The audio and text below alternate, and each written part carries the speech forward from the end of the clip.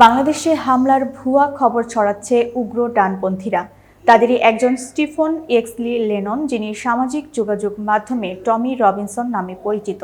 উগ্র ডানপন্থী এই ব্যক্তি যুক্তরাজ্যের দাঙ্গার সময় বিভ্রান্তিকর পোস্ট করার জন্য ব্যাপক সমালোচিত হয়েছিলেন। কিন্তু বিবিসির তথ্য যাচাই বিভাগ, বিবিসি ভেরিফাই এবং গ্লোবাল ডিসইনফরমেশন টিম সামাজিক যোগাযোগ মাধ্যমে ছড়িয়ে পড়া এমন সব ভিডিও যাচাই করতে গিয়ে দেখেছে সেগুলোর অনেকগুলোই আসলে ভুয়া খবর।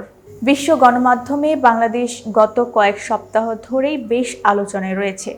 শিক্ষার্থীদের নেতৃত্বে সম্প্রতি দেশে বড় ধরনের বিক্ষোভ হতে দেখা গেছে, যার ফলে সরকারের পতন ঘটেছে এবং দীর্ঘ সময় ধরে ক্ষমতায় থাকা আওয়ামী লীগ নেত্রী শেখ হাসিনা গত 5ই আগস্ট পালিয়ে ভারতে চলে গেছেন।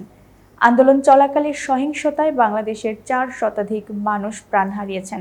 আওয়ামী লীগ সরকারের পতনের পর দলটির নেতাকর্মীদের অনেকে হামলার শিকার হয়েছেন, যাদের মধ্যে হিন্দু মুসলিম উভয়ই রয়েছেন। কিন্তু বাংলাদেশের প্রতিবেশী রাষ্ট্র ভারতের অতি ডানপন্থী দলের নেতাকর্মীরা ওইসব হামলার ঘটনাকে রাজনৈতিক না রেখে সাম্প্রদায়িক রং দেওয়ার প্রচেষ্টা চালাচ্ছেন বলে মনে করেন ফ্যাক্ট চেকাররা।